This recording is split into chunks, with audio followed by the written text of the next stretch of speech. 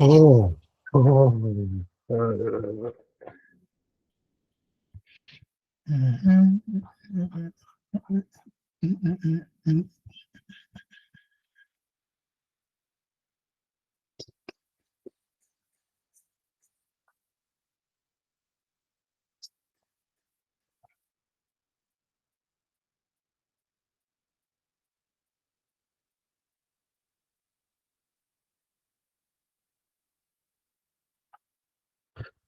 Okay.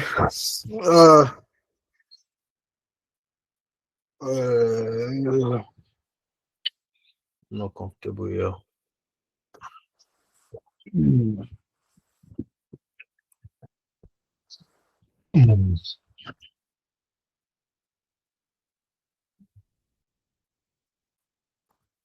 Good evening, everyone. Please, am I loud and clear? Very well, sir. Yes, sir. Good evening, sir. Good evening. Good evening. Good evening, sir. Good evening, Mr. Sunday. Good evening, sir. Good evening. Good evening. Evening, boss. Good evening, sir. Hi, Oga. Good evening, sir. Good evening. Mr. Malola. Mr. Adams. How you doing now? I'm fine, sir. You're welcome. Good evening, sir. How How you is study going, sir? Which one be how we study going? Am I not the one I'm supposed to be asking you? Why are you asking me? You are also a student now. You are doing masters now. Nice one. SFM, you are welcome back. Nice one. I like that one. So I'm also a student. No one. We should be concerned about your progress as well. That one's safe, Bisha. Mrs. Star, how did you see my face? I saw it. How did you see my face, I beg? You know of your camera beginning. Oga, show us now. Which one be show you? You are plenty. Wow. Oh my God. And I switched that thing off. I don't know how you did not off. You pay me. No, Wala. It's good. No, while on induction days, we're going to see your face clearly. You see my face on induction. You will not know me now. How will you know it's me or not? You will not know if it's me now. The last induction, I think I gave you guys this now. The last induction I went to represent Mr. Kabiru. Baba just the lament that why did he send me? Because majority of the students, and I did not even show my face. Right in front of me, somebody, one of my SFM students was calling my number, and I don't know, it was not going. It was just saying, say, oh, there's this SFM left. I did the person back. I just did look like there's one SFM left that Mr. Kabiru said he would come and snap with us. Where is do you know the person? I say, which person? He said, oh, is Apex. And person, I wanted to say, the person I walked away that is Apex. No one more. An idea. It's good, Sha. It's good. It's good. I promised my student last night something that that if they passed, I was going to, if they passed very well, my revision student, I was going to send them my picture in the group chat. And they passed very well, but I don't even know what happened. I think the whole excitement of that period, it was all everybody just, although they later remembered, but it was too late. It was too late. But anyways, which one do you have my picture? You don't start. If you want to kidnap me. We have already screenshot We your have face. seen your face already now with the beard and Screenshot it. Chakam. No, give you guys to collect money back. Oh, okay. I think let's get started.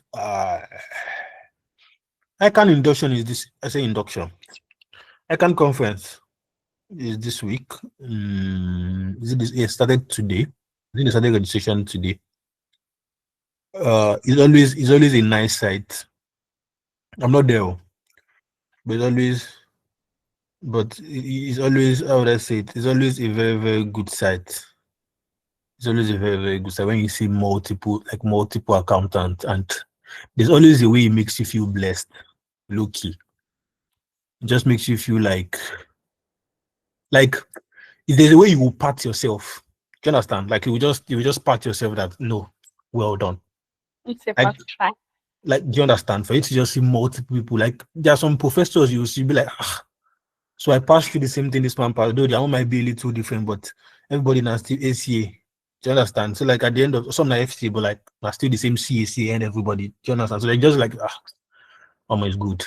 Some of my friends that went were bombarding me with pictures today, and I'm like, oh shit. Although I'm regretting not going, but anyways, I'm just like, it just makes sense. It just makes a whole lot of sense. Why am I saying this? I'm saying this because you will be there, and I want you to be there, so that I don't know. You just a way that just to comfort yourself and tell yourself that you have tried, because you actually have tried. Even being here alone has tried. I told you guys something from the very, very first class, where I said that this is the level where that separates the boys from the what? From the men. From the Men. men. That's a the men from the boys. I said it the very first day. That is the level that separates the boys from the men. You people are the men now. Leave all those boys things for them. Excuse people. I had to call an emergency, not emergency meeting, but I had to join a meeting for FM, where I told them that please, before there was no FM before, and I know the way I always struggle for my students to understand. Now there's FM, please, you guys should do a very, very good work so that you pass me amazing students, so that I will not stress that much. Do you understand? But at the end of the day, when they still come, they will still struggle. It's no cap because it's FM. FM is fine, but like this is obviously SFM. So like they will still struggle regardless. But you guys have tried to be here, and just try as much as possible to see it through and make it this diet a big. I don't see any of you in my class next diet though. None of you. Amen. Oh. If I see you next, maybe accounting software training, because I think we'll have that at Apex after the diet. So maybe accounting software training by the grace of God, but not anything related to ICANN again. Anyways, enough of the Are you motivation. the one and the- taking the software training? most likely. Okay, I will join. We'll gladly Yes, join, sir. If you are the Oh, one, Neil. If you're not the one, I will not join. Is my company in partnership with Apex now, so I'll most likely definitely be there. But hopefully there is not this formula like SFM in this. Our formula Yeah. good the accounting software, and I don't start. Okay. I just debit and credit to that one. No worry, no fear. Anyways, let's get into the business of this. So let me give you guys the first-hand news. So we're starting revision very soon. That's how close we are to exam. I got an email from Apex Body today, giving us time that it's just for the ed lecturers for now, because I've not even told my my co-lecturers. I just announced the meeting this night. So they just told us the day that we are supposed to finish lectures, and the day that revision is starting. Revision is supposed to be 3 weeks. And it shocked me. I no go lie. It shocked me because the date is far gone, and I feel like I have a whole lot to still do. But this is how we are going to move. I always like to tell you guys how we are going to move so that you get prepared and we can always be on the same page. Portfolio theory, by the grace of God, I should finish portfolio theory today. And if we have class tomorrow, I'll finish it today and tomorrow. By the grace of God. If we are going to have class tomorrow, if we're not out, I will not be available on Wednesday. But I don't know, we shall finish portfolio theory this week. Then immediately we finish portfolio theory. Listen to me. We are picking up option pricing immediately. Like immediately we finish portfolio theory, option pricing immediately. Option pricing will also take 2 classes. So by the grace of God, my target is to start, or at least I've finished option pricing by next week, Monday. If time permits, I should have started or completed option pricing by next week, Monday, by this time next week. Started or finished option pricing. So I know that the only topic that from my own end, I'm left with you guys is supposed to be business reconstruction, which is all these split off, spin off, demerger. I think it came out last night. Demerger, spin off, split off, hair. So those are the ones that would be left for me. Then Mr. Sheriff, I already told you, Mr. Sheriff is going to take you sensitivity analysis and decision tree. I already told him to stop whichever topic is taken and at least go to the end a little. So all those topics are topics that will not be touched in revision majorly. Do you understand? So we'll go a little deeper in revision. So that's the format we are going to use. That's the format we are going to use. And like I promised you, we are going to solve all the pilot questions. I'm already compiling them, although I'm not done. I want to compile them, so I'll start solving them. I never really get time. Even your CAPM, your portfolio theory material, I've not completed it. I hope I'll complete it before tomorrow. I've not completed it. So the major material, I've not even started. That's how busy I've been. I've not even started. How I want to finish it before next week Monday, I have no idea. But I hope I can.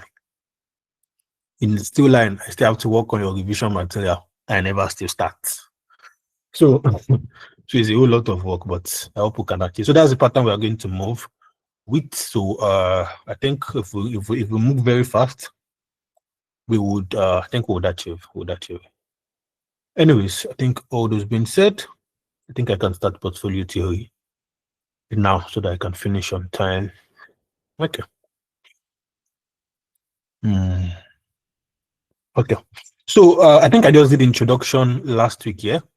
Let me share my screen. Did you solve any question last week? Okay, before I move on, please do I have any question on any topic I've spoken about so far?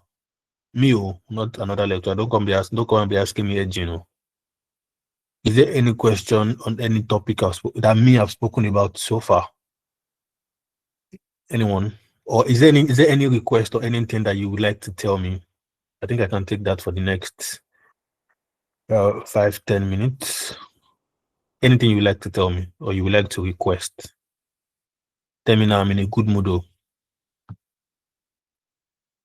Nothing? Okay. Thank you very much. Maybe say you can ask me when I know the good mood we'll fight. Anyways, I hope everyone can see my screen.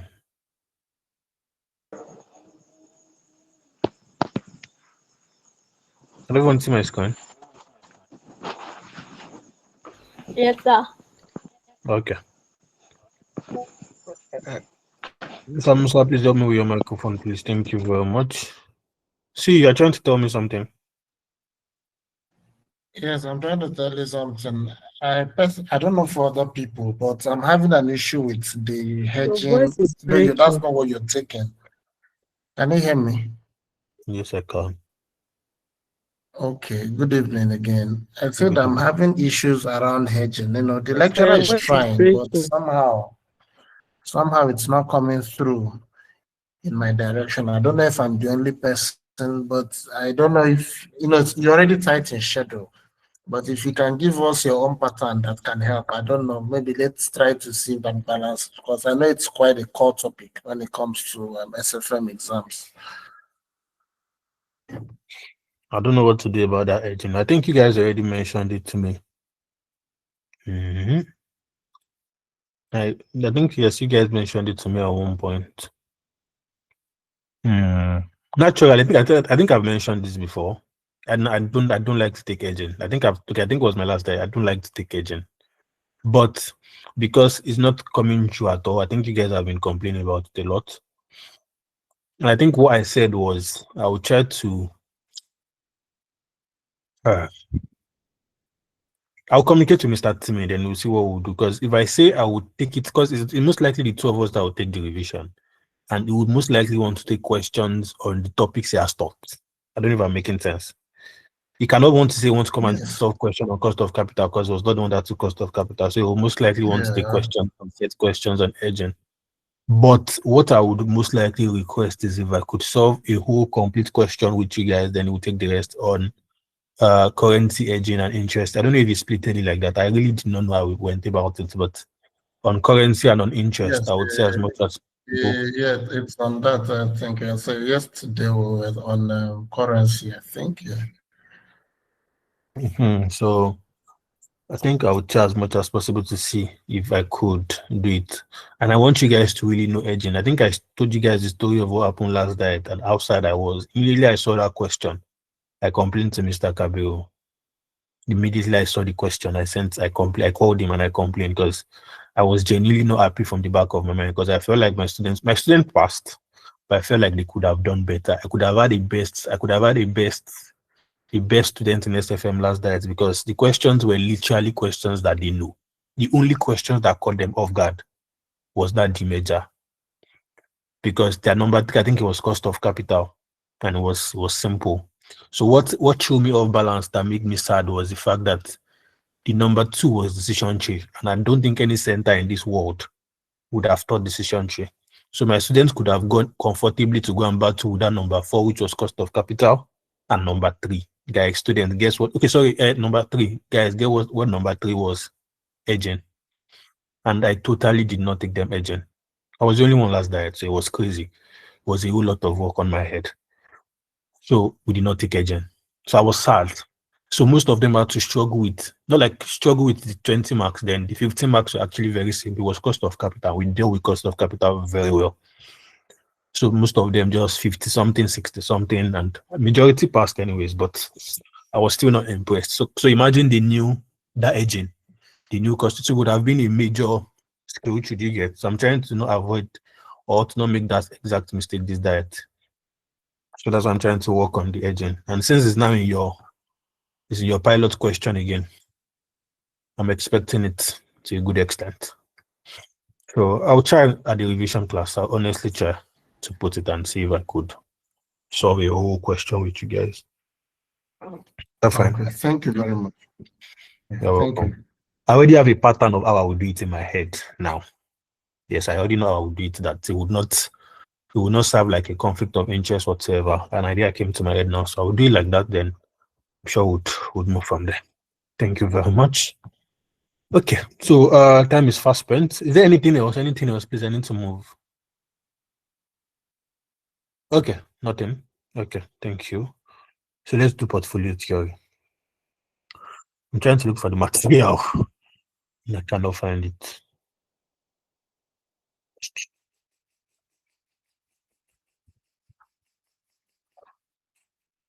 Remind me. Oh wow, CV everywhere. Oh, is this portfolio theory? Oh, so this is CPM material. Okay, you see, I'm still working on it. I started today, and I'm in the question bank. I think I'm in question 2. Still trying to work on. Please, portfolio theory material. What's the heading? What's the name? Portfolio theory. Let me see if I have it. Okay, I think I've seen it. Don't mind me. Portfolio theory. Okay. So I already gave you guys. Okay. I think I know where I stopped now. Okay. So I already explained to you, I already gave you the processes, I already told you how to do it. I explained what portfolio theory is, what is needed for, and I will go about it. But for the purpose of the people that were not in class or people that were already sleeping, because I think we did international investment appraisal first before we got here. So for the sake of people that were already sleeping, let me just do a little bit of here and there recap for portfolio theory. Now, I started, so please, Miss Fitia, let me know when it is. Sorry, let me see how many questions I have to solve first before I know how to move with my time. I think this should take me 15 minutes there, about 15 minutes, that's 30. Okay. I'm not solving this number 4 question. I'll solve this number 4 question when I get to CAPM. I think it relates to CAPM more. Okay, so I have 3 questions to solve. 15, 15, 15, 45. Okay, so let me know when it's 10:05. That's like about 10 minutes ish. Okay, let me know when it's about 10:05. Please say yes. Okay, sir. Okay, so let me just brief you guys about what portfolio is. Just a quick summary. I already explained it in the last week class, but let me just briefly take it. Now, portfolio theory. Like I also said, I said it that portfolio theory is a topic that when it comes out, or students should actually always be praying that it comes out, because it's always a free 20 marks. But the problem is, majority of students always do gambling. Yes, I've noticed that that's why students always fail portfolio theory, because some of you always select topics that you will read. I know majority of you are guilty of it. Please, I was once an ICANN student, so I know these things. Majority of you always select topics that some of you have written it down self. Say if you don't pass business valuation, investment appraisal, cost of capital, hedging, the major, you know they do again. But it's not always like that. Some of these topics are always a free bonus. They're always a free pass for everybody. So we should always try to always be attempting them. But anyways, now, what is portfolio theory? Why do we need to do portfolio theory? I explained to you the meaning of a portfolio. I said that for a portfolio, what a portfolio simply means is, now let me give you guys an example for some of you that like to shop. If you go to, I don't know, wherever you are, Ibadan, if you're in the West, if you go to say maybe ShopRite, if you go to maybe ShopRite, or you go to maybe ShopRite, or you go to Bodija Market. you go to food court, you go to all those things. If you buy one item is always one item. But if you buy, maybe you go to food court, you now buy like an item that has like, you put them in a basket. If somebody asks you, what did you buy? You cannot say it's one thing you bought now. So you say, I bought oranges, I bought bananas, I bought this, I bought that. Exactly. That is a combination of items. So the same thing when it comes to financials, when it comes to strategic financial management, when it comes to portfolio. A portfolio is just like a basket of investment. Some of you have a very, very large portfolio. Some of you don't. Now, what I mean by a basket of investments is me saying that you have shares, you have stocks, you have bonds, you have real estate, you have farm, you have land, you have houses that are going for rent. That is you having a crazy or a large portfolio. That is exactly what we are doing here. Exactly what we are doing here. Now, as a financial manager, you are also required to properly, don't forget what I told you from the very, very beginning of this SFM. I told you that whatever we are going to be doing here is to always what? Is to always maximize shareholders' return. And to what? And to minimize shareholders' risk. That is everything that we have been, that's everything that SFM is about. That is from beginning to the end. If you can relate it to that topic, if you can get me, I can quote me anywhere, get me a topic in SFM that is not about maximizing shareholders' return and minimizing their risk, and I will not teach SFM again. That's how confident I am. Because majority of the topics always speak about how you can maximize these people's returns and how you can minimize their risk. Exactly what we are doing in portfolio theory, because an individual that has Dangote cannot be managing his portfolio by himself. So he's going to have a portfolio manager or a financial manager. So it's not left for him to now calculate or maximize or calculate the return and calculate the risk. Now, for return could obviously be quantified because you can use profit, you can use cash flow, you can even use assets. to calculate return. Do you get what I'm saying? Okay, you have house here, you have house here, you have house here, you have house here, you are making this amount of money, you are making this amount of money. You can use it to quantify your return. But the risk, how do you quantify a risk? How do you calculate the risk? So that's what led us to types of risk in a portfolio, where I told you that we have two types of risk. We have systematic risk and we have unsystematic risk. Where I told you that systematic risk is a type of risk that happens to what? That happens to all individuals in general. Everybody in general, depending on the kind of industry you are. And it's always measured with what's measured with beta. So a type of systematic risk is COVID-19 or a political turmoil or inflation. No matter the industry you are, everybody in Nigeria currently is suffering from inflation. Dollar has gone up, dollar is always going up. You know they come down. Do you understand? So it's affecting everybody in the industry. Both the music guys, although the music guys are not really feeling because they have money, but anyways, me and you, everybody's feeling. That's what a systematic risk is. But unsystematic risk is just basically a risk that affects just a particular industry. Just a particular industry. Example, if they say that there should not be anything called ICANN again, it's only me and you that will suffer it. Them footballers would not know, they don't even know now before. They will just be hearing it. It's not affecting them. They will still play their next match. Do you understand? Doctors, they don't even concern them. They will still treat their next patient. That's what an unsystematic risk is, because you only affect a particular industry. Example, you see maybe management change. If they should change president of ICANN or president of somebody, and he says, okay, I don't want this particular line again. Maybe this new president that they said that he does not want paper exam again. He wants everything to be CBT. It's only affecting us. Some people don't even know that information. That's what unsystematic risk is. Now, from there, I think I explain to you what we call so that's, I'm still talking about, so that's a risk here.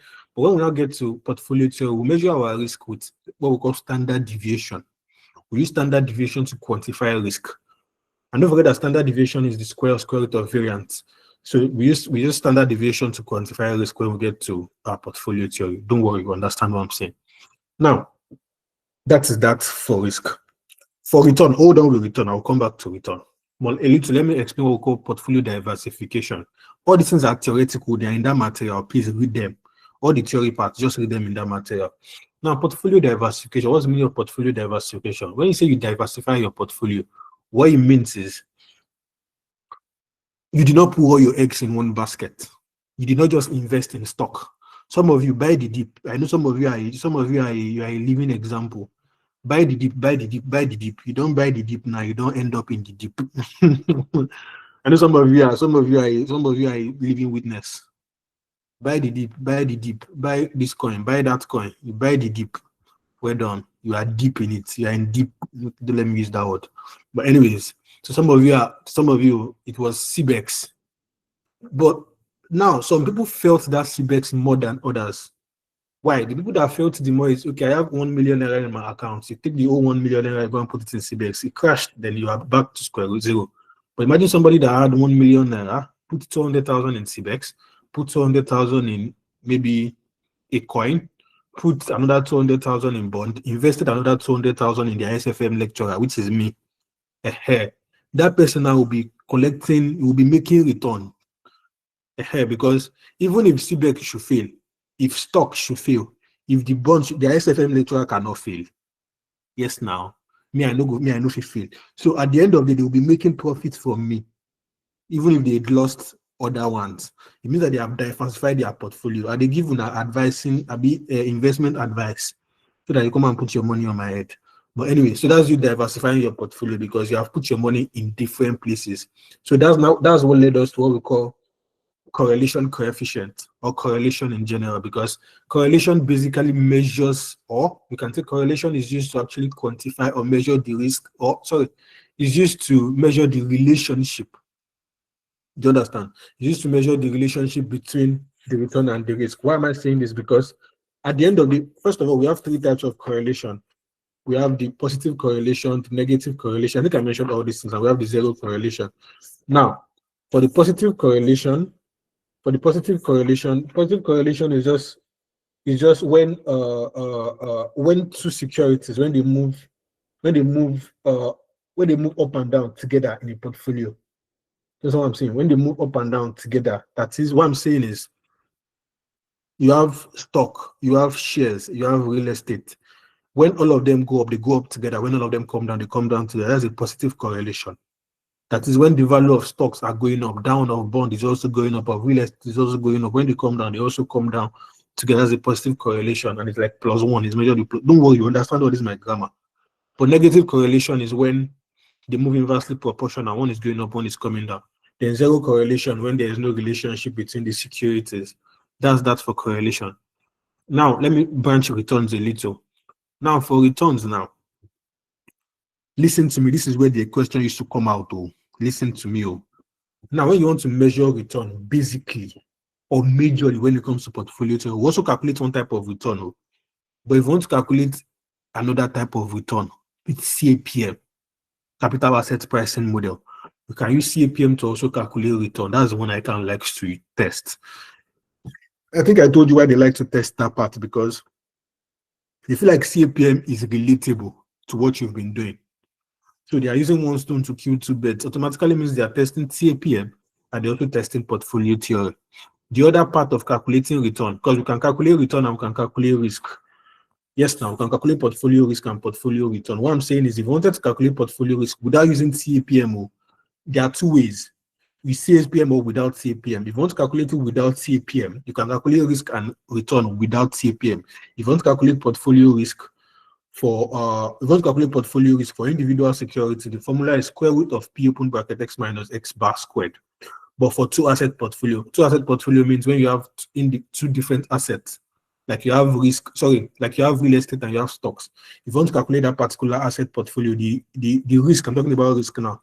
The risk is, you say standard deviation of portfolio is equals to the square root, you say root of X squared, standard deviation or variance X squared plus weight of Y squared standard deviation plus 2 weight of X variance of X, open bracket, a correlation coefficient. Don't worry, that particular formula is in your material.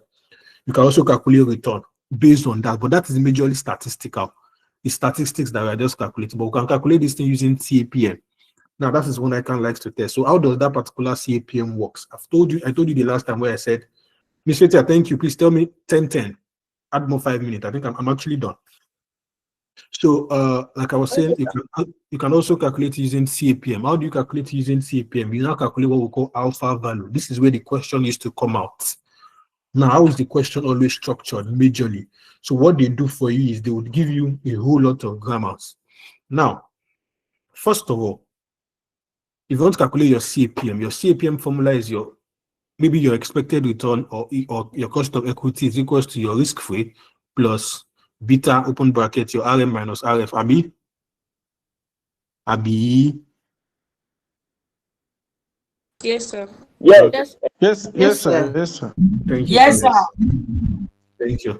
So that's the formula for your CAPM for your rate of return. Now the challenge is sometimes they can give you that beta. Most times they will not give you. They will not give you that beta. Now if that beta is not provided, according to strategic financial management, there are 4 different methods that you can calculate those betas. You can use your excess, you can calculate it using your excess return on your security over your excess return on your market or on the market, which is your RS minus RF over RM minus RF. You can use that. That's the number 1 formula. Second formula is you can use your covariance, where you say your covariance of security of the market is over your variance of the market. That's using covariance. Or you can use your correlation coefficient. If you want to use correlation coefficient, it's correlation coefficient times standard deviation of the security over standard deviation of the market. Last one, you can say you will use your summation, where you say your number of period or number of years summation xy minus summation x summation y over summation x squared minus n bracket summation x squared.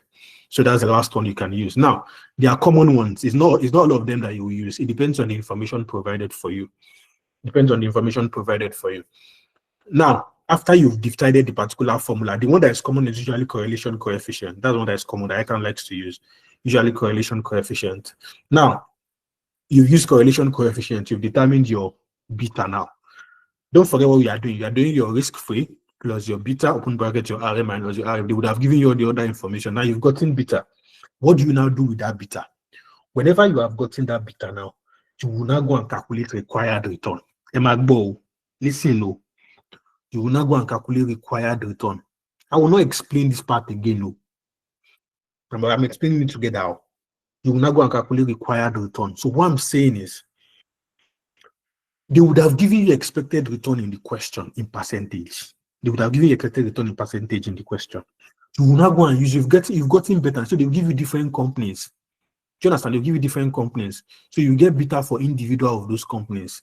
So after you've gotten beta using any of the formulas I just mentioned now, you will now go and put that particular beta formula.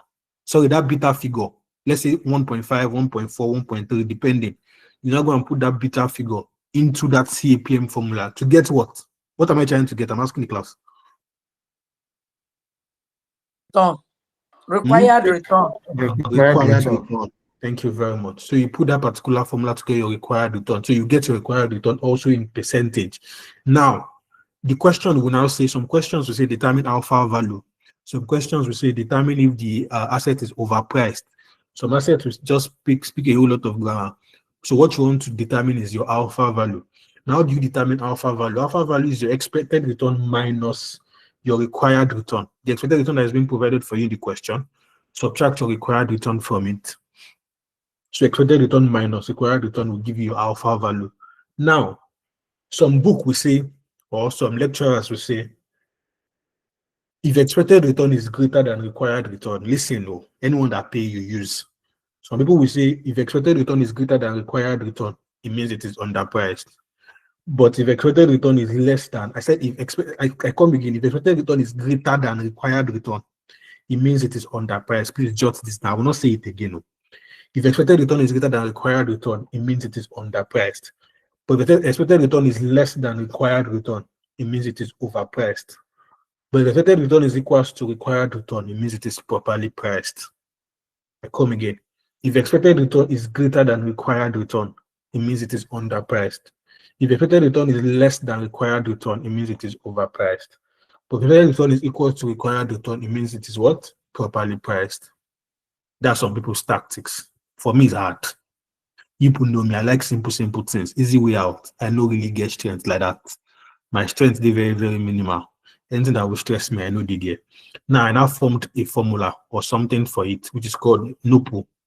It's called it NOPU. I was not the one that formed it, sorry. I was not the one that formed it. It was a lecturer that told me. One of my best lecturer in this life. He's working in a commodities exchange now in Lagos. Lagos Commodities and Futures Exchange. If you know that company, you most likely will know the money. Sorry to interrupt. 5 minutes is up. Sorry to interrupt. Okay, thank you. If you know that particular company in Lagos, you most likely will know him. But anyways, it's called NOPU. What it means is, whenever you compare your expected return to your required return, if it gives you negative means overpriced. So if it is negative, it is overpriced. But if it is positive, it is underpriced. NOPU, N-O-P-U. If it is negative, overpriced. If it is positive, it's underpriced. But if it is underpriced, it means that, so if something is underpriced, now if you go to the market, if rice that used to buy 2,000 is now 500, what will you do? You will buy more now. So when it is underpriced, more of that exact security should be bought. That's the decision. So if it's underpriced, more of the security should be bought. If it is overpriced, more of that exact security should be sold. More of the security should be sold if it's overpriced. But if it is properly priced, the security should be what? Security should be kept. So that is basically all we'll be doing on portfolio theory. But for the purpose of learning, let's still do the first, how to get the expected return and how to calculate risk and return first without CAPM. Then maybe in purpose of our next class, we'll do with CAPM. So return risk without CAPM is what we'll deal with first. Please, do you have any question? No question. Thank you very much. Okay, so our material, we have everything I said, all the grammar, they are in this thing.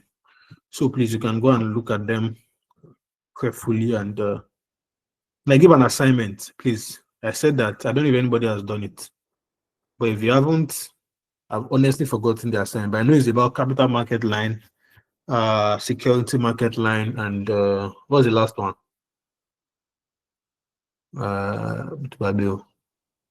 Capital allocation line. Capital allocation line, CAL. Thank you. About CML, capital market line, CAL, capital allocation line, and security market line, your SML. So I said you should find, explain them in details, the differences between them. What does that say you should do?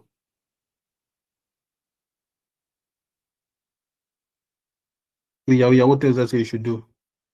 And their relation to portfolio. And their relationship to portfolio theory. So I said explain them in details, the differences between them and their relationship to portfolio theory. So please try as much as possible to look at that and write them in your notes. It's very, very, very important, and it will come out in your exam. Yeah.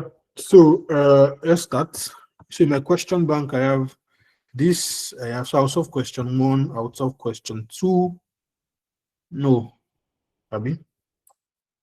I should give you this question 2 as assignment. This question 2 looks question 3. This question 3 looks thick. It looks thick. So I need people know the drill now. I'll solve the simple ones. I'll give you the hard ones to go and do. But let's start first. Let's see how far we can go. If I have enough time, I'll solve it. If I don't, I'll leave it for you. So let me look for my working note first.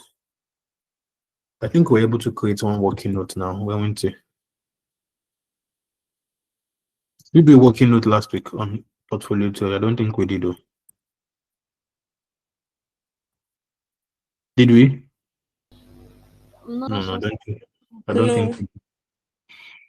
don't think we did. I cannot even find it in my recent files. I don't think we did. Okay. So, anyways, so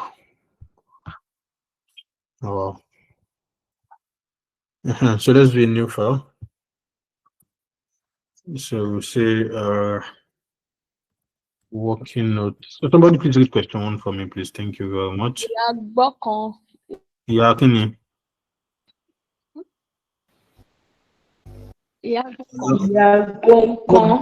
Miss Fiti, are you know Yoruba? I'm Yoruba.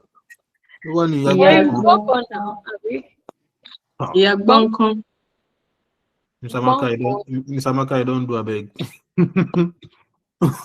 When this Miss Fiti, they even say the one way I know. Yeah, bon control. Yagbonkan is considering investment in one or both of 2 securities, X and Y, and you are given the following information.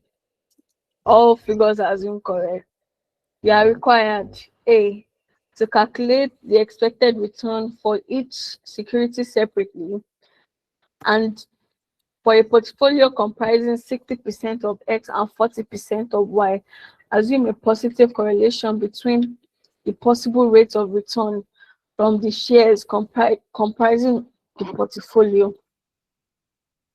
B, calculate the expected risks of the security separately and the portfolio as defined above. In brackets, for this purpose, the measure of the risks may be taken as the standard deviation of probable variances from the expected rate of return.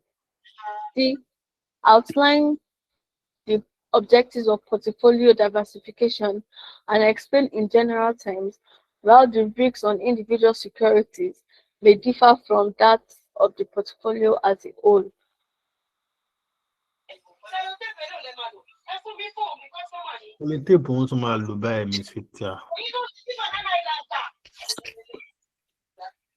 This woman. Thank you very much. You can help us with your microphone, please. Thank you very much. It's not you. Oh, sorry. I thought it was you. It's Miss Omotola. Okay, thank you very much. So the question says that we should calculate the expected return for each security separately, and also we should calculate expected return for each security separately and for a portfolio comprising 60% of X and 40% of Y, assuming positive correlation between the possible rate of return from the shares comprising the portfolio. Fine. We're supposed to calculate expected return of individual security first, then we'll calculate return of the portfolio, like return of the entire portfolio, then we'll calculate expected risk of each security. You know, I told you guys first of all that the first challenge when it comes to answering question is to first understand the question. You cannot answer what you don't know now. What's that thing in law? I mean, you cannot give what you don't have to Bible. What tell me? Memo that squad. Memo that I be waiting.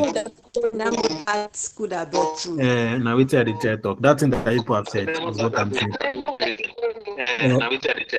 Yeah, good. That thing that people are saying is it. Sure, cannot give what you don't have. Is the cocoa. So what I'm trying to say is, you cannot or you cannot answer what you don't know. So you need to understand the question. From my own perspective, you read this question very calculate. See, the first line is always very important in understanding I can question. The remaining is just always point to support the first line. The first line saying you are required to calculate expected return. So you know that you're supposed to do expected return. You now say that for each security separately. And in this, they have security, yes, they have security Y. So it means calculate expected return for security S, calculate expected return for what? For security Y. That one has been settled. You now also went ahead and say, and for a portfolio.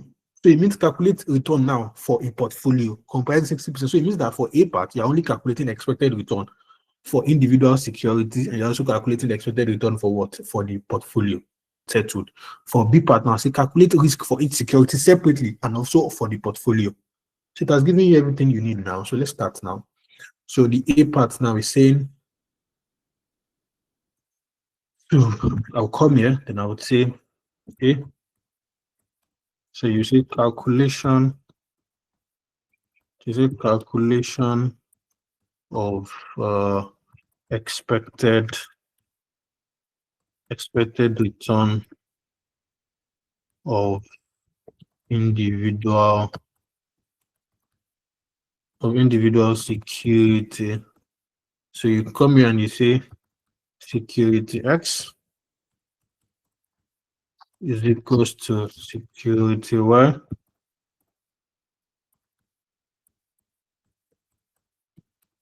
is equals to Hawkins. Yeah. So just come here. See your Hawkins one is the calculation. Say calculation of expected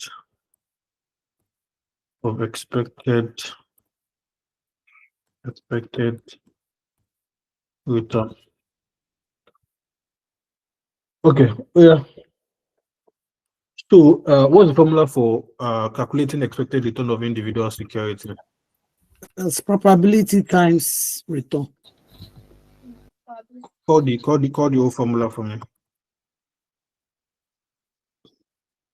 Expected return of is equals to. So this expected return of R is also what we refer to as X bar. It's also called your X bar. Let me see if I have anything like X bar here. 1 minute. X bar. It should now.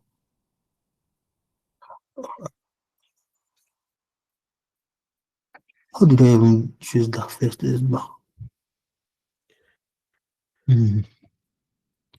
Anyways, I know there is. I don't just have enough strength to actually just get it, but I know there is because I know I've used it before.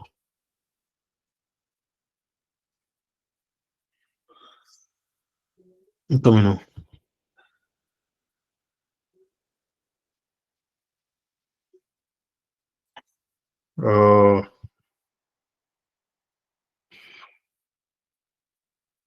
I think I should get it here. Just give me a minute, 1 minute. Let me find my X bar so that it makes better sense. But if I don't, I will use something else. But I know there is X bar because I know I've used X bar before, but my brain not do really work with that.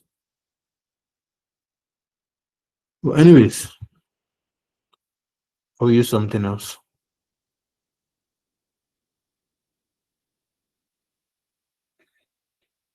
No, we use something else. Okay. So we would say that our x bar equals to our summation of p multiplied by x, abi. Now, what's the name? What's our probability for security x?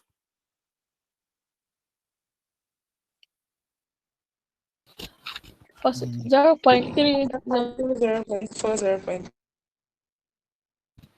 0.3, 0.4, 0.4, and 0.3. 0.3. Okay.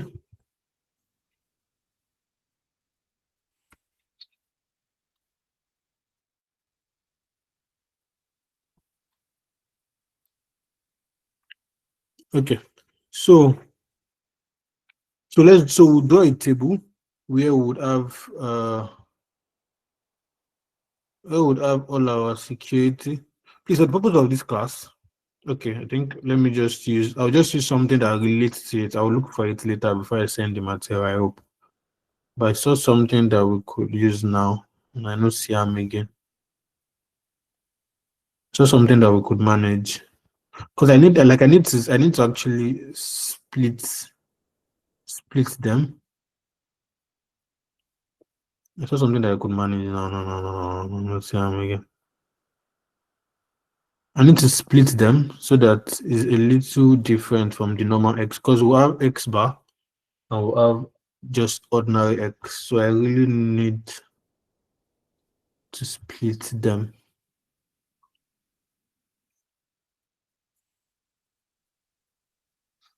Just give me 1 minute, though, please. No vex.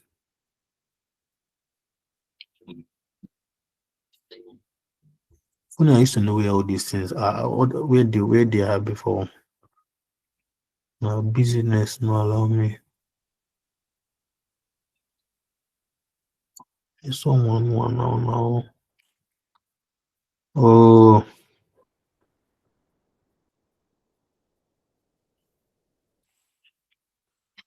Life is tough, man.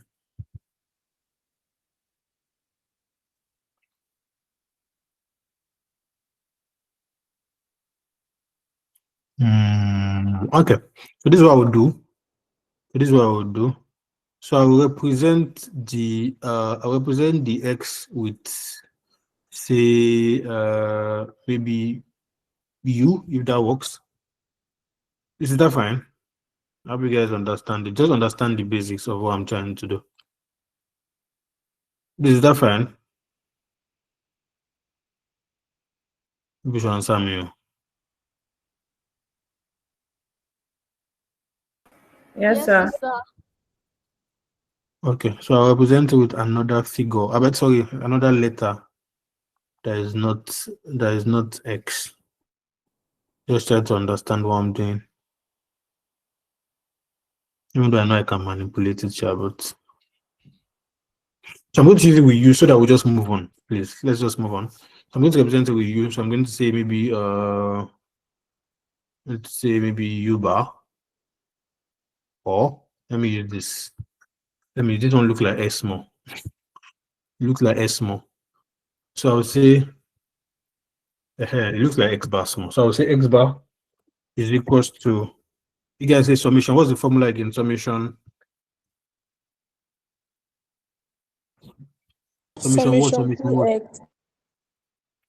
Summation Px. X, abi. Okay. So let's now say, so we are starting with security X now. So we are saying, so you say security. So this is for security X. So we'll do a table. It was going to be kind of very long. So you would now say, so we'll start with probability. So you say, excuse me. So you would say probability. So what's our probability? 0. What? 0. 0.3. 0.3, 0.4, 0.3. 0.3. Your probability is supposed to always give you 1. 1. So it's 1.0. Then you come here, you have your return. So you see your return, which is your x. What's our return in the question? 30. Please note that this your return. Returns are always in percentage. So it's 30%, 25. 20%, Yes. 20. 20. 20. Then the next one now. So you'd say your summation. Okay, no. So you see your expected return, sorry, your ER. So you see your ER, which is your expected return, which is now going to be your X bar. Which is now going to be your X bar. So we said it is what? We said it is probability multiplied by return. Oh, yeah, what do I have? That's 9. 9. 10. 10. 6. Okay. But this is not answer. No, this is not our X bar, because don't forget that this is individual figures. But we said that our X bar is a summation. Okay. It's a summation of, if somebody's unmuted, please. Thank you very much. So don't forget that it is a summation of all of them. So you now come here, you now say summation X, or you now see your X bar. Okay. So it's going to be a summation of all of these. 20 what? 25. 25. So 25 is my answer. So 25 is my answer. So this is my expected return for security X. Then you come here, you see 25. Le button. And let's do for security Y, the exact same thing we did.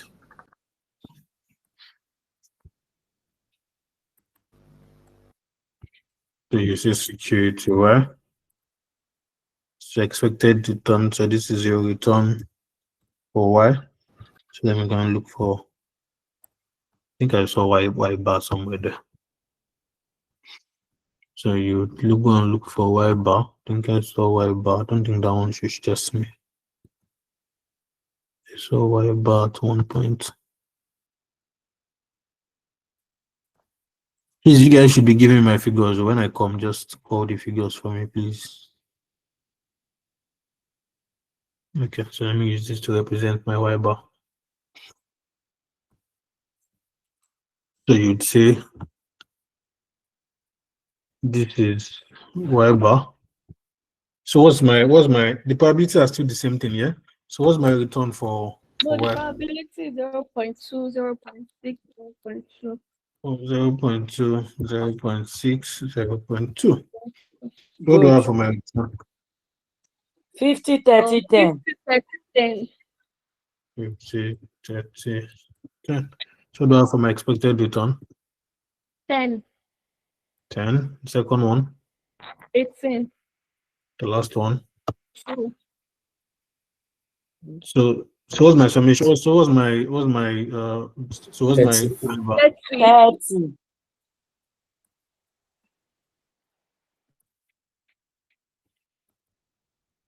As simple as ABCO.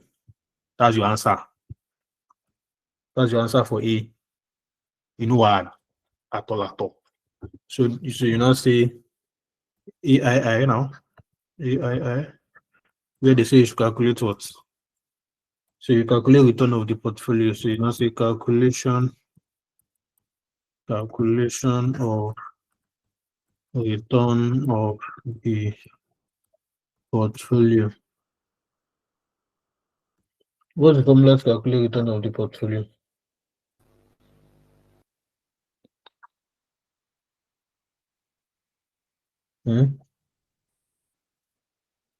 What's the formula to calculate return of portfolio? Isn't that material?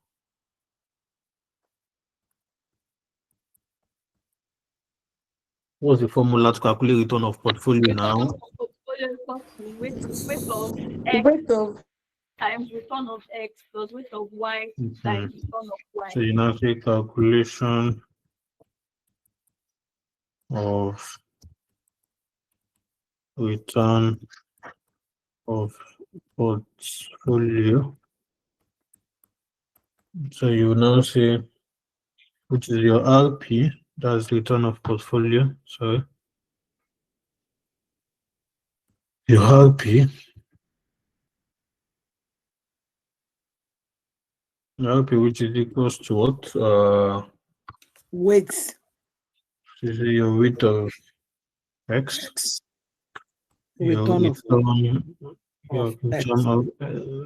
this return of X simply means your return of X bar. S bar. Return of X. Brackets. Okay, well done. Plus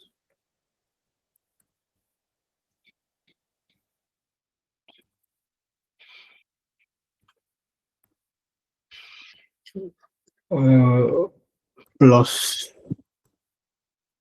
weight of Y. Abi? Yes.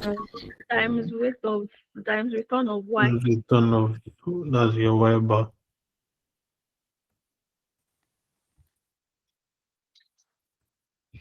So yeah. So we will now say, what's our weight of X? 60%. 60%. That's 0.6. So you will now say, so you now say equals to 0.60, sorry, 0.60 multiplied by what? 25 Multiplied by 25 plus 0.4 0.4 multiplied by times 30. times 30. What's my return of portfolio? 15 plus 12 that's equals to 27. And well, 15 what? 15 plus 12 15 plus 12 equals to 27.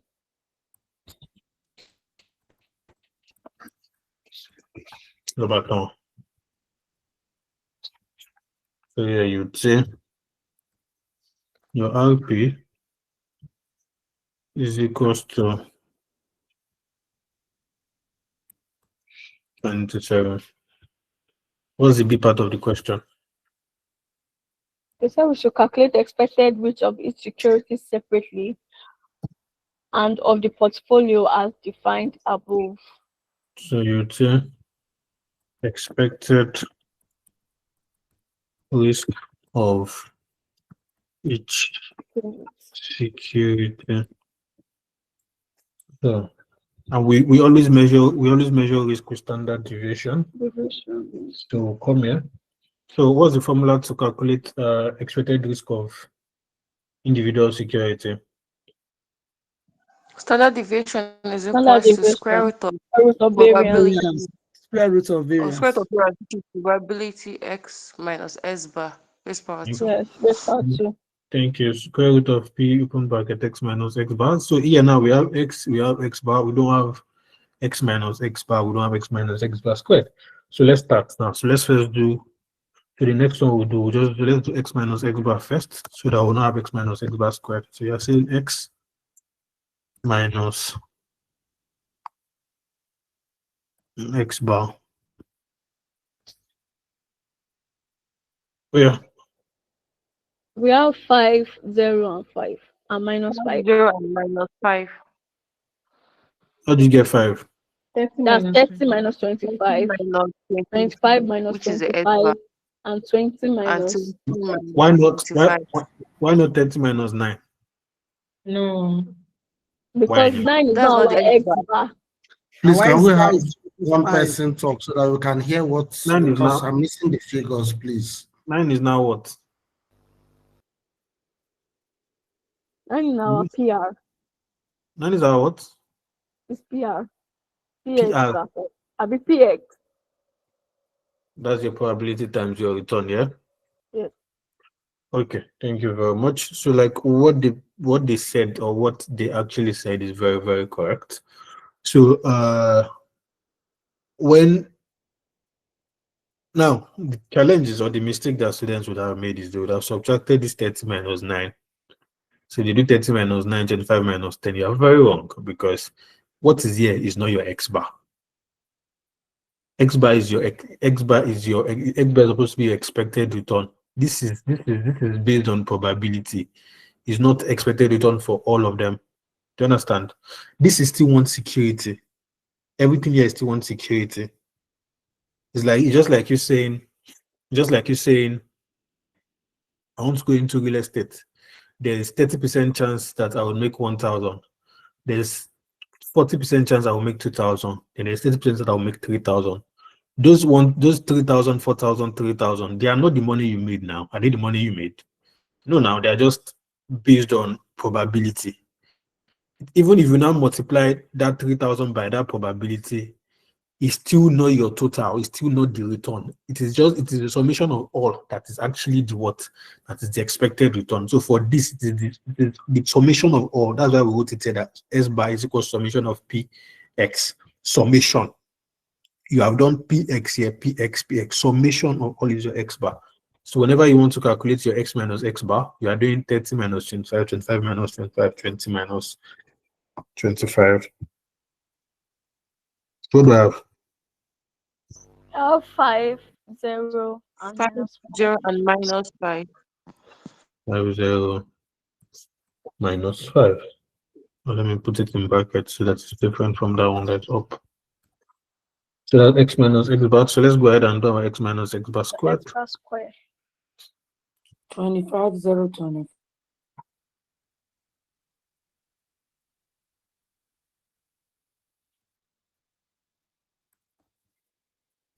So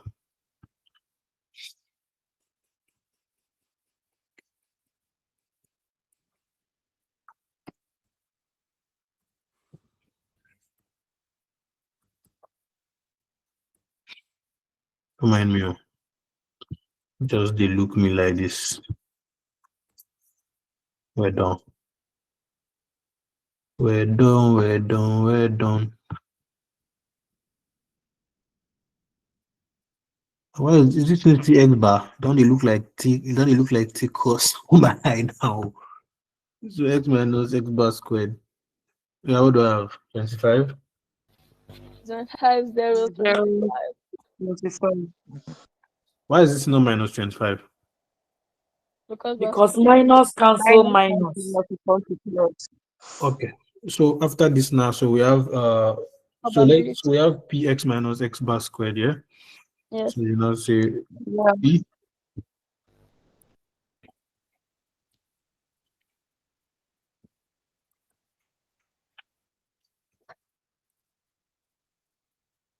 p minus 1 bracket x minus x bar squared. No go up. Okay, now reduce this one.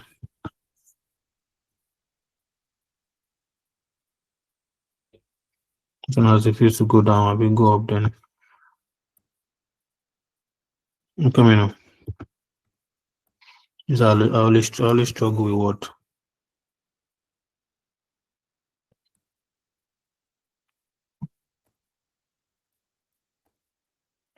Okay, so p minus do this. So what's our probability? 0.3, 0. All those things. Okay.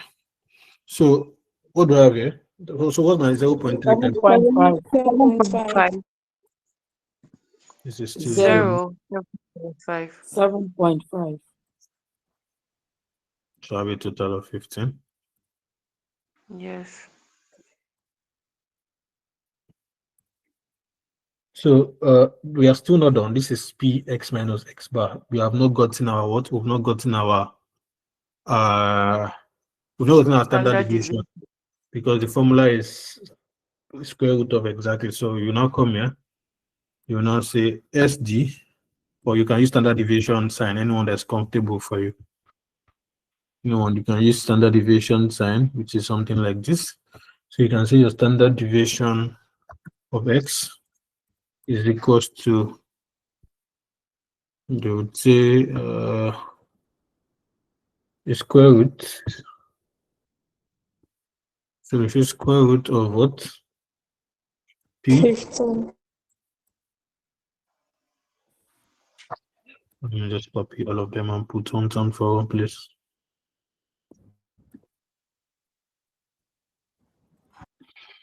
Okay, so which is equals to 3.87.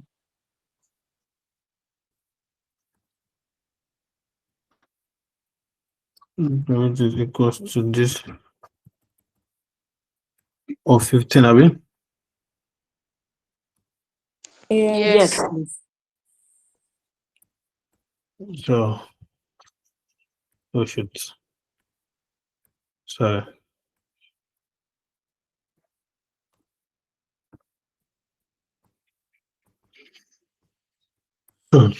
So you now say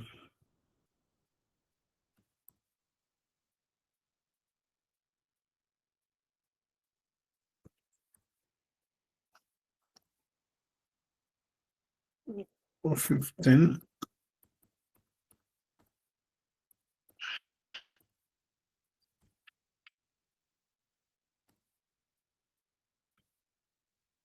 So my answer is what? 3.87. It equals to 3.87.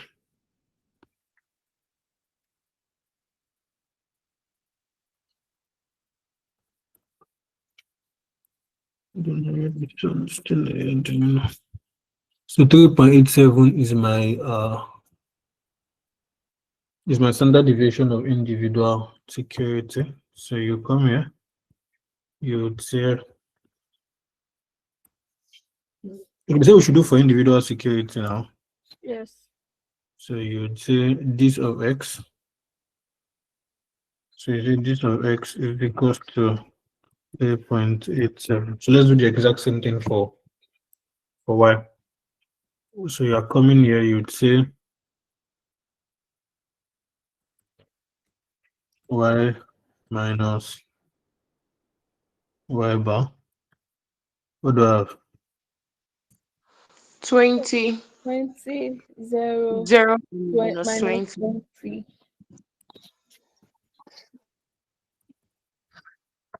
So that means you are saying 50 minus 30, 30 minus 30, 10 minus 30. So let's Yes. do our y minus y bar squared. I want something to upload. You are saying 1 minus y bar squared. So what do I have? 40, yeah? 400. 400. 0 minus 400. And I cannot be minus again now. 400. 400. 400. Okay, so we will now say P on bracket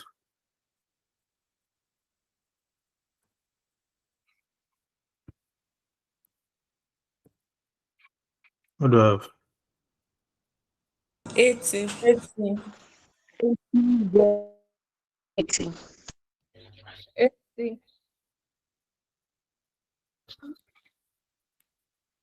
80 there what? 80. 808. 80.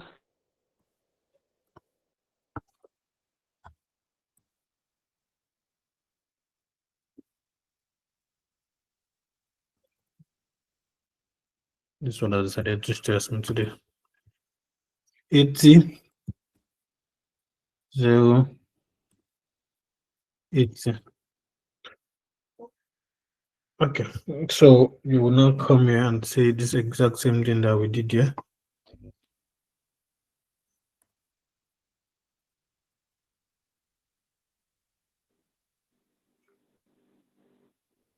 I hope you guys understand what's happening here.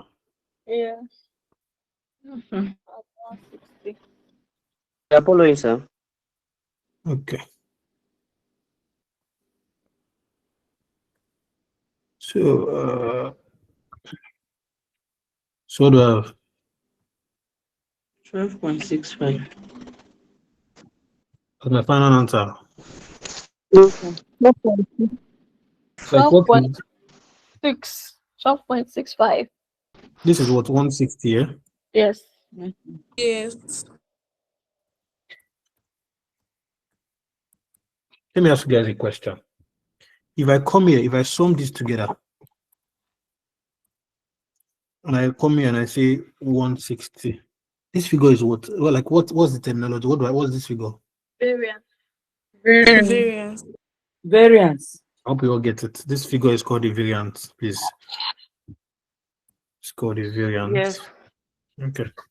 So let me say, so if you want to do your variance, you can say, let me just say a variance, before I confuse you people. So you say variance equals, so this is your variance. Good. So now we've calculated, so let's go up now. Let's go and say our, put this one. Okay. Somebody's unmuted, please.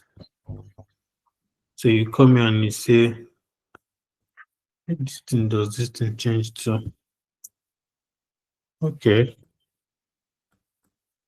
What's this? What's the answer again? 12.65. 4.65.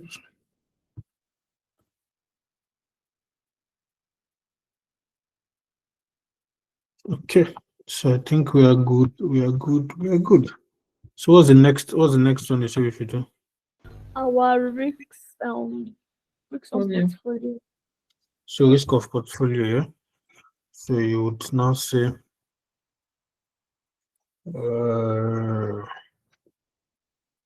looking for where to put this return of portfolio. I don't know, it's not supposed to be down there. Okay, maybe you guys shall know what's happening there, sure. But anyways, so let me now say, so you now say let's say B2. So you say calculation of risk of the portfolio. What's the formula for calculating risk of portfolio? Square root weight of x times mix of No x. worry, no worry. So you say your standard deviation of the portfolio is equals to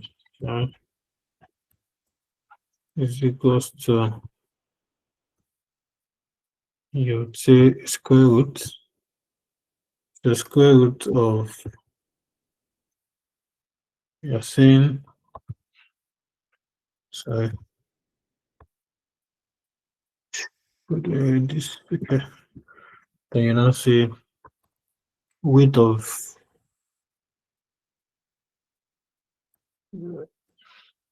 x squared. Sorry. Yes. You also say standard deviation of x squared. Yeah. This thing is just like your variance here, anyways. Not exactly, but like here. Then plus what? Weight of Weight of y squared plus standard deviation of y. Plus weight of y squared plus standard deviation of y squared plus what? 2x plus 2 weight of x. xy.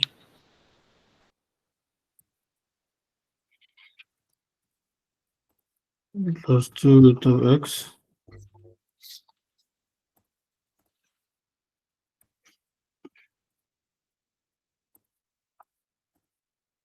and the deviation of x. Like this, are we? Yes, sir. No be me do am, it's not me. That's what they say we should teach you people.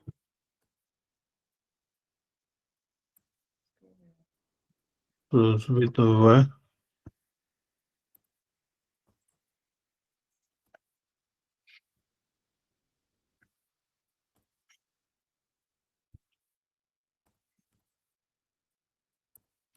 Standard deviation over theta. No, it should remain correlation. X and Y, that's a correlation coefficient. So yeah, this thing is called SNCC formula. We just call it SNCC formula. So in case you hear SNCC formula somewhere, you don't look like snake. So yeah, so what's the weight of X? Sir, please, I'm not seeing your screen. I don't know if it's whether it's from me or 0 points from you. Log out. You. So 0.6 what? So weight of X is what? 0.6. We're saying 0.60 squared, are we? Times what? Times 3.87. 3.87. Yes, Like, you still say yes now. Okay, 15. This thing is your standard deviation now. What is here is your variance. Don't forget that your standard deviation, I told you earlier now that your variance is square. It's always the square of your variance is the square of your standard deviation.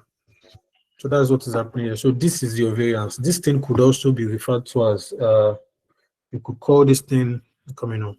This is X, Abby. So you could call this thing, you can call it standard deviation. We call it standard deviation square. Brilliant.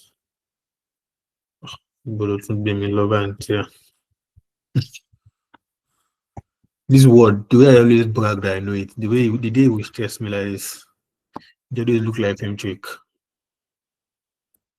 Coming on. So you can always say this is, I'll go back there again. So you can say this is standard, you can call it, you can say it is something like this. That is standard deviation square of X. Do you understand? This is what it is. This is variance. But when you square root it, it now becomes standard deviation.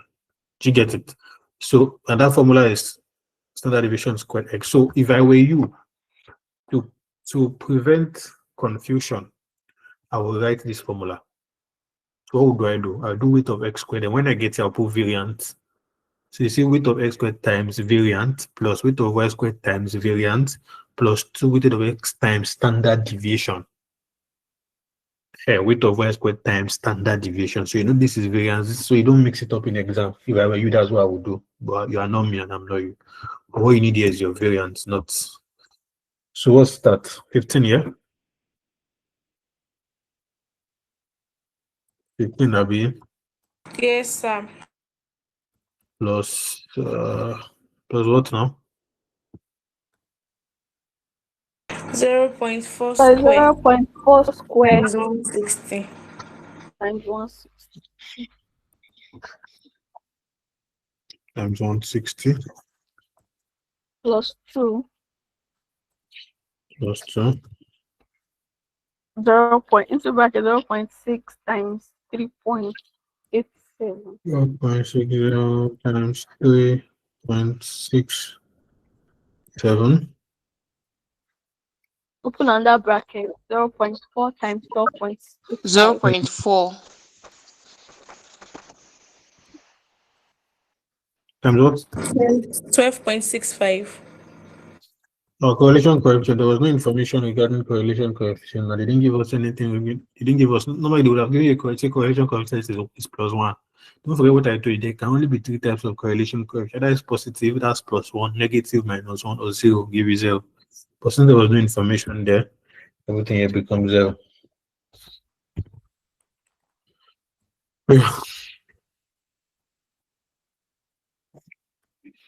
So let's start. What do I have for this first side? 5.4. Let me delete. Okay. So I have 5.4. What do I have for this other side? 25.6. Yes. Okay. Sure. That's plus 2 times this, Abby.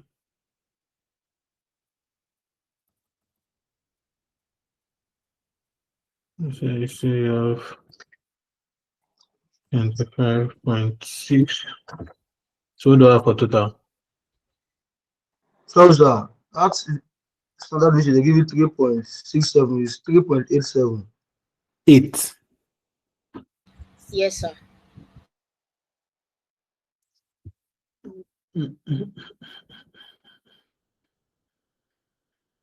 3.87. Where did you? Okay, this is right away.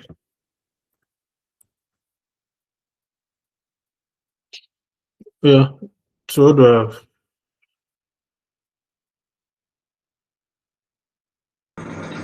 This thing becomes. This thing is this correlation coefficient is a low no. Don't add it to it. This 25.6. What do you multiply? 0.6 times 3.87. Did you multiply it by 2? No.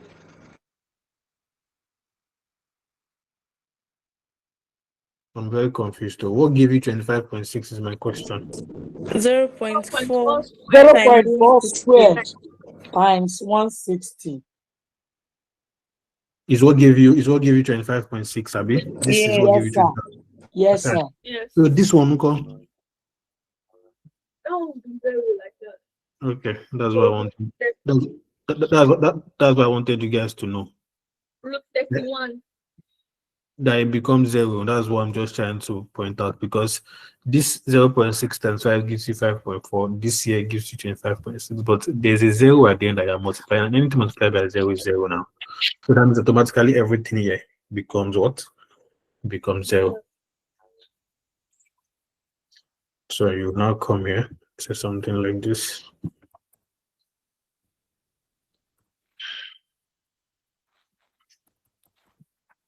What do I have? 31, Abi? Yes, sir. Yes. So what's my 5.57. So that is my risk of portfolio. So you now see. Sorry. So you see your B2, which is your expected risk of portfolio. So you'd say, so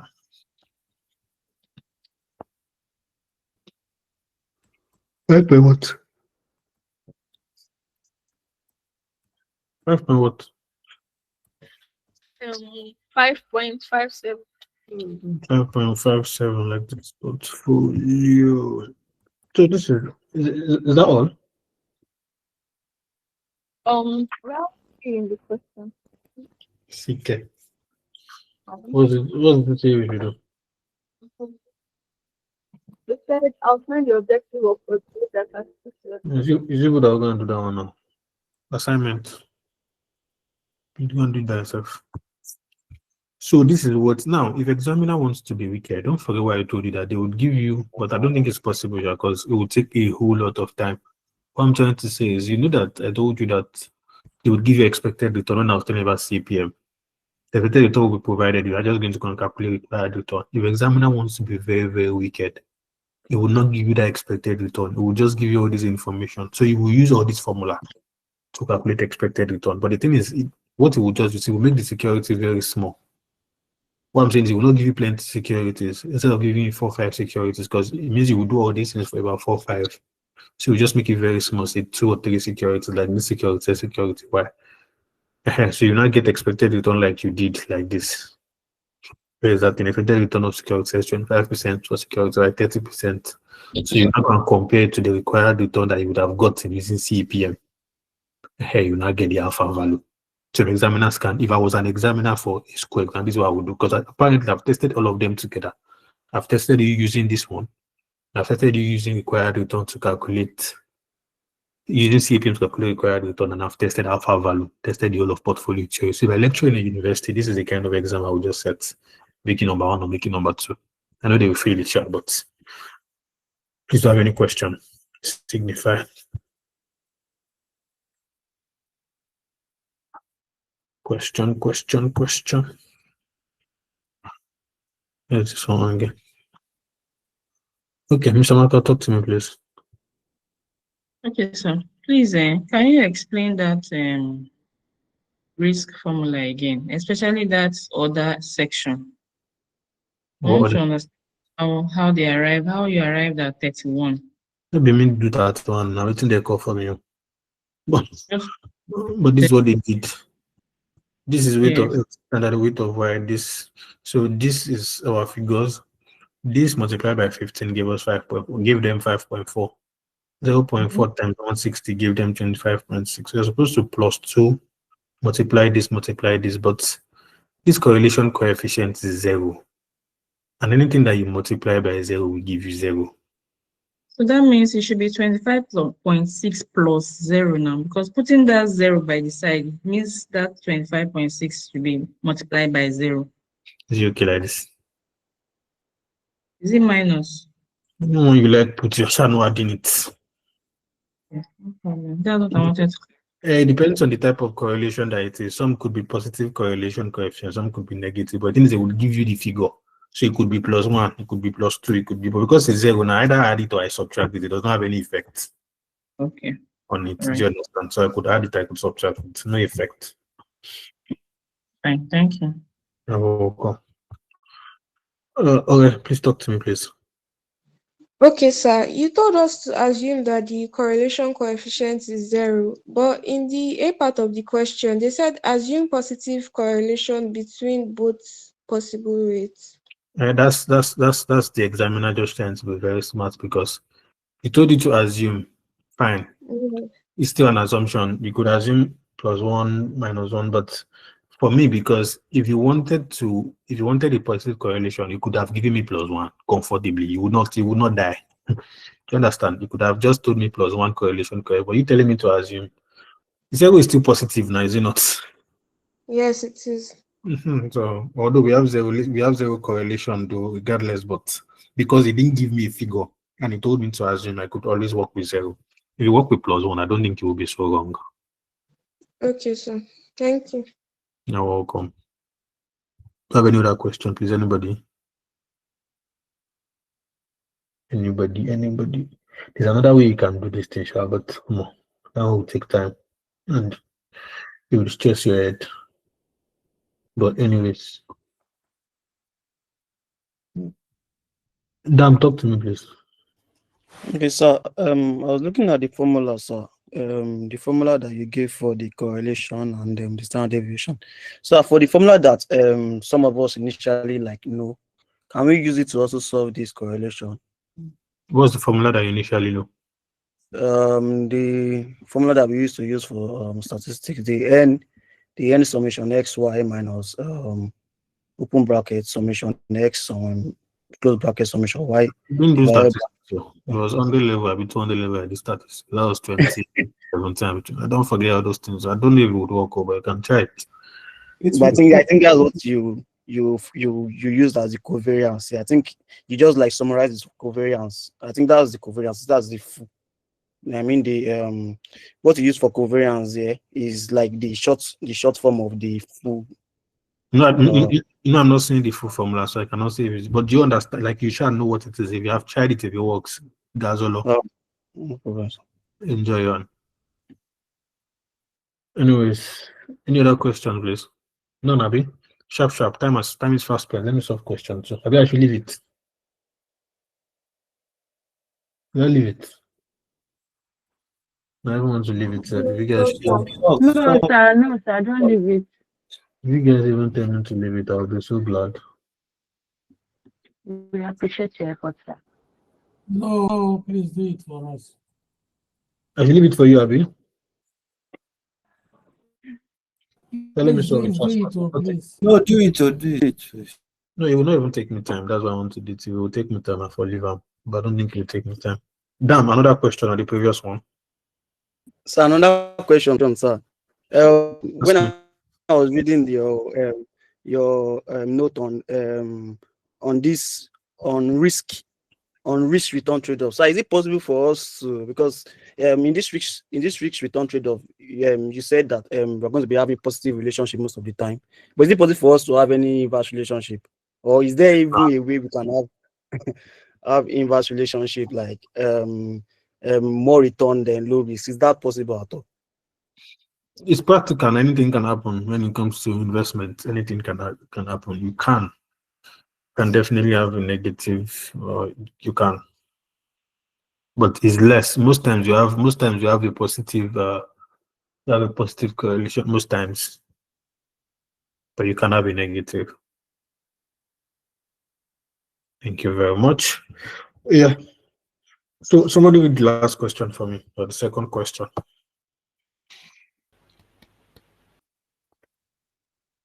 Chief Otolowo Ah, I don't die today.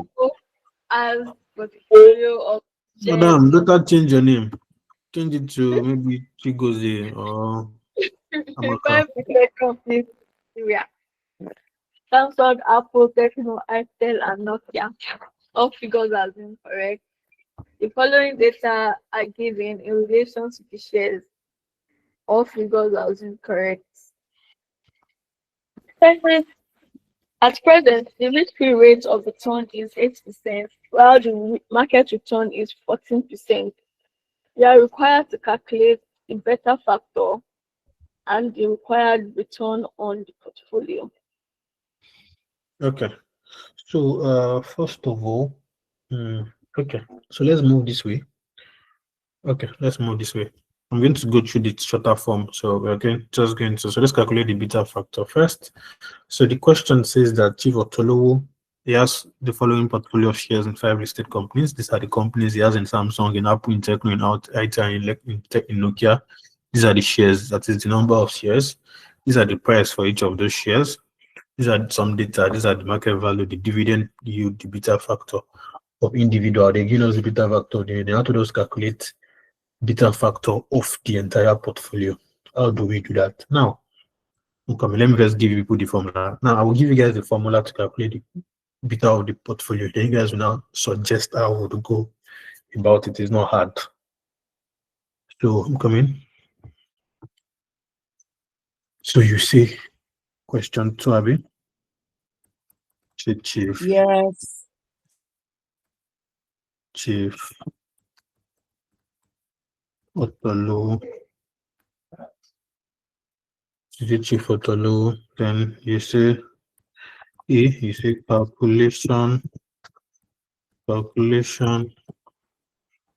okay, of Beta factor. portfolio beta factor. I think this is an icon question. I cannot particularly remember. Yeah. It's a calculation of portfolio beta factor. So you'd say beta is equals to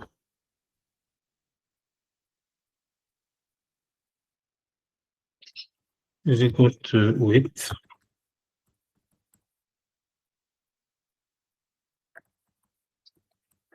over market value. Now, based on the information provided, can somebody signify how I will get the market value? Number of shares times Market value of the shares. number of shares times market value of what else would it be, Miss Fitia? Okay. Is it market value of rice? The market value per share times share. Market value per share plus times number of shares, Abby? Yes. So you say something like this. So let's start now. So you first list these workings. So you'd say workings. So here you'd say your companies, Abby.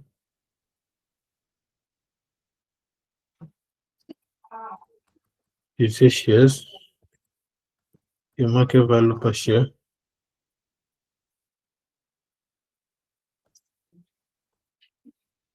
So what are the names of the companies?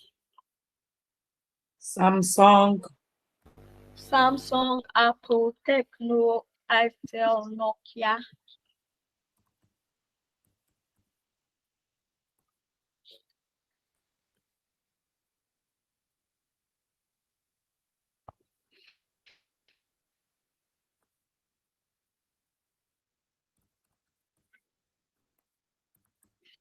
Like this, are you?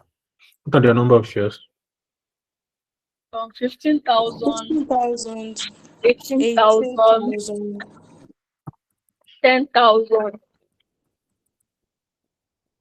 12,000, and 20,000. Those are MVPs. 2.50, 2.20, 1.90, 1.50, and 0.60. So not the market value. 37,500. 500. Somebody should pick another company. 37,500. 39,600. 39,600. For the last one, 12,000. 19,000. Techno, the third one. Yeah. For Itel, 10,000. 18,000. So these are market value now. So then next one is our beta.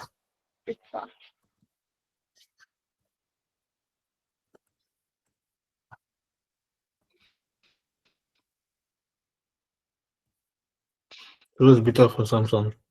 1.32. For Apple? 1.2. For Techno? 0.8. I think 1.05. then Nokia. 0.8. So you now say wait, Tabi. You now say Yes. wait. Wait, which is your which is equals to your MV times skinny Times your beta. times your beta. Yeah. 49,500. 500. 47,520. Calm down first. Calm down. Yeah, it's me. 49,500. 47,520. 15,200. Last one, nice. 18,900. 9,600. Active. So let's do our total now. Let me delete this table. Total market value.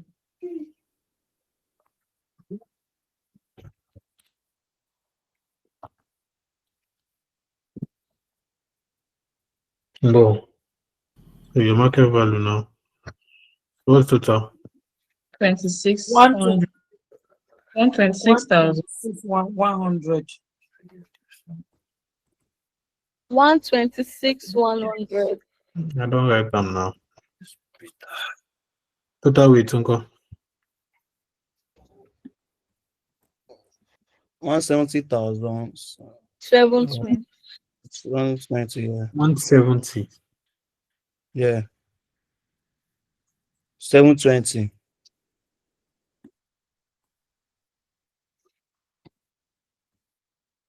And this can be up to 170 like this. This one is just 80.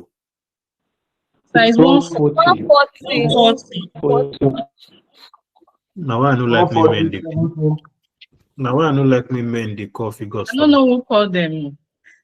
Only God know what thing that they do like that. Person if we did their side like that, they rub their belly, they will come they call poison for me. I beg you. So this is 147.20, yeah. So you now say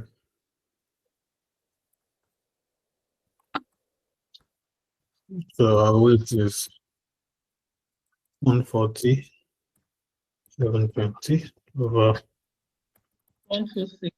126. It is 100. So my beta. So my beta.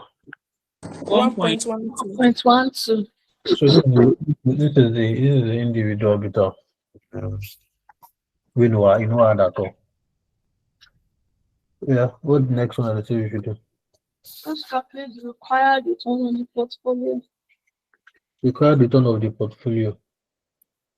Okay. So you would see some lecturers or some students, they would say they would calculate. There's a way you can calculate it individually, yeah.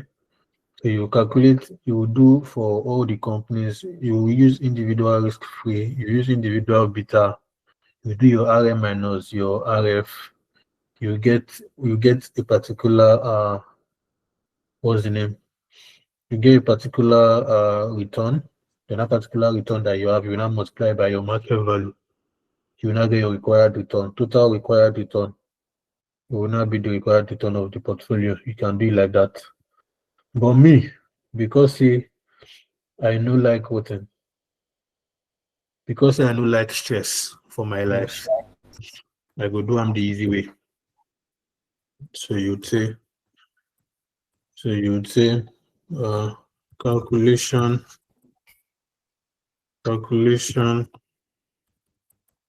of required return. Oh, this is my required return get a CPU. Calculation of required return using APM. So you now say your cost of equity is equal to your risk free plus your beta. Two brackets, your RM minus your RF. So you say your cost of equity equals to what's my risk free? Risk free is 8%. What's my beta? 1.12. What's my market return? 14%. 14%. Minus 8%. What do I have on my cost of equity? 14.72. Don't forget that's not what the sales calculate. This cost of equity, sales calculate required return. You will now say the required return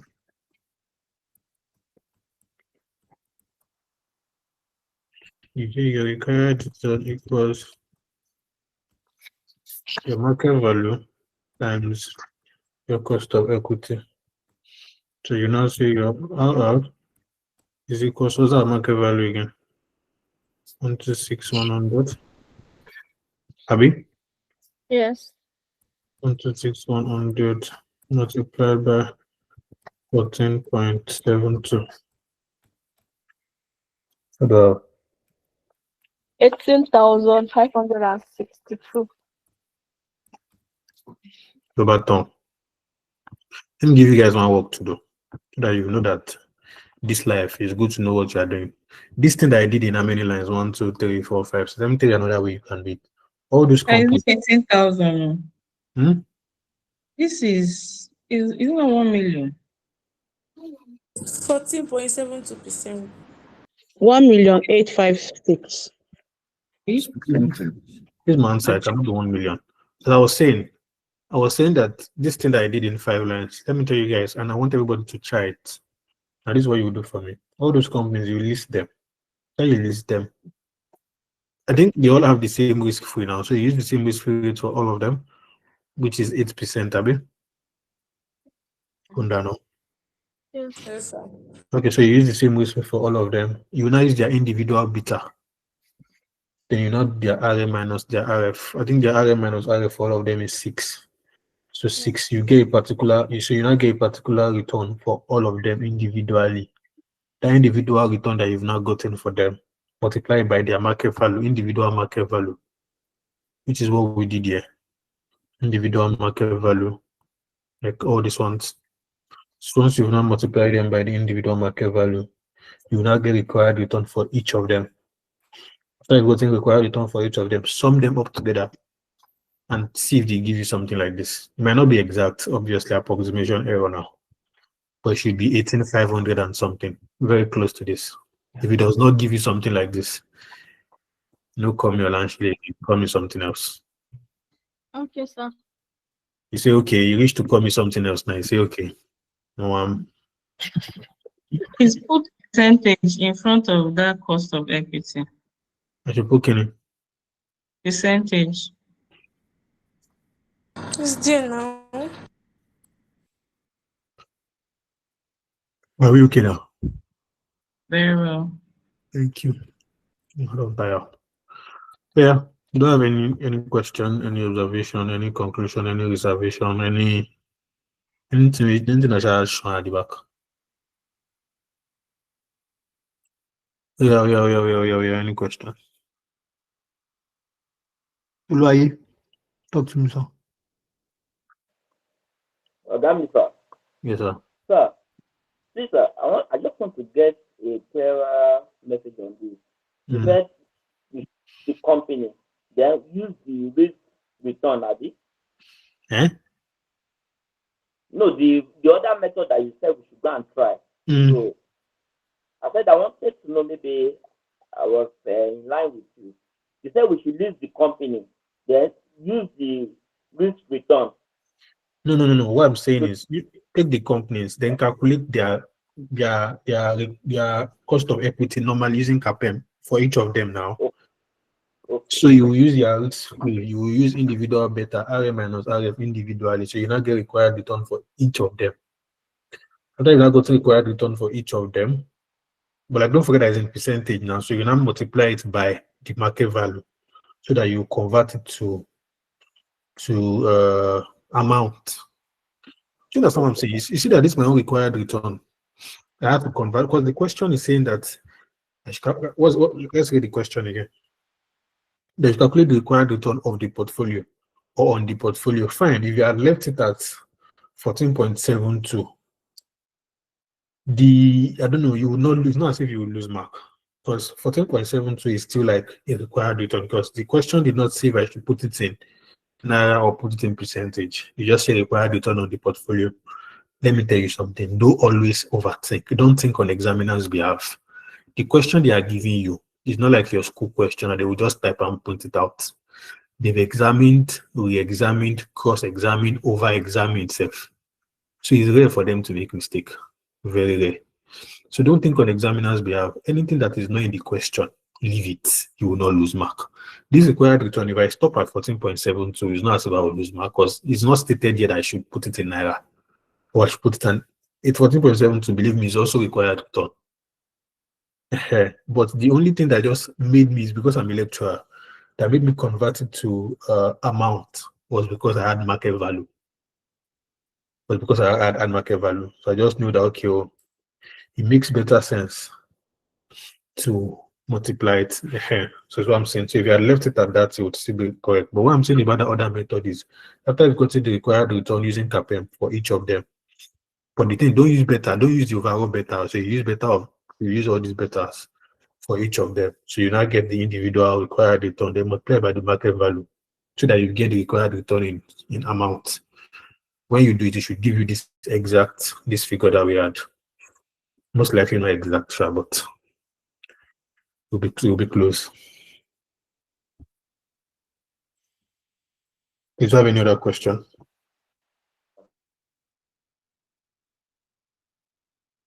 Any question? Ask me. No question. Thank you guys very much for asking me, even though I know one answer before. But anyways, please attempt this last question or the third question, not the last one. This Mr. Banks, 1,000 from Spotty, blah blah blah. Predicted returns of predicted returns probability.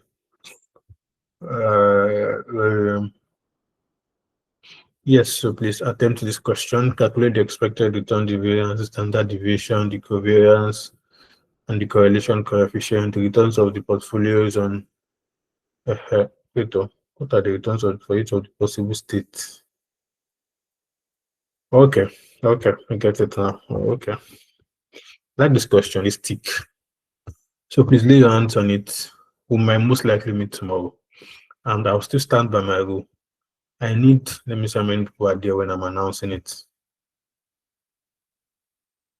Please, if you're in this class and you're listening to me, can you signify by raising up your hand, please?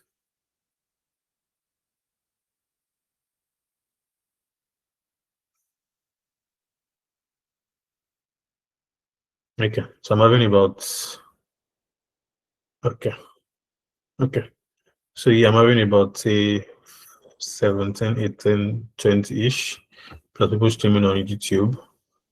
So I would say that for this particular assignment, I want at least nothing less than 15 by tomorrow in my DM.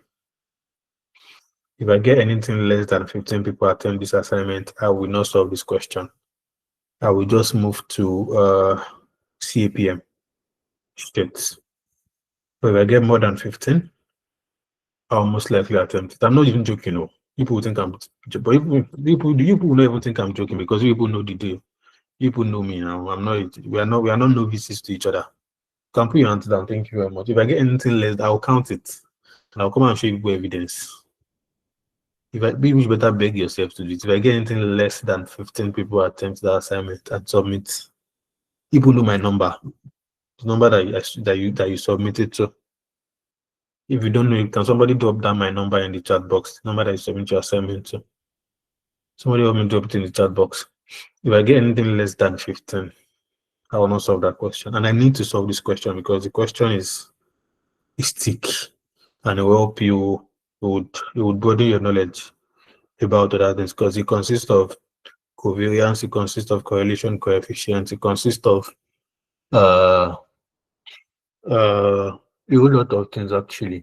There's one lock there in that question that I don't talk about. So anything less than 15, I'm not solving it. So please try as much as possible and submit before tomorrow 7 p.m. Anything after 7 p.m. tomorrow, I will not take it. No. If we are using case study time, most likely will be 7 p.m. So submit before 5 p.m. tomorrow so that I'll have time to look at it. I know we'll go to work fine, but we can attempt it this night or tomorrow. So please submit before 5 p.m. tomorrow so that I can have time to look at it before the class. Anything less than 15, now we are moving to the next topic. Do you have any question, any observation, any conclusion, please? Any observation, any conclusion, anything?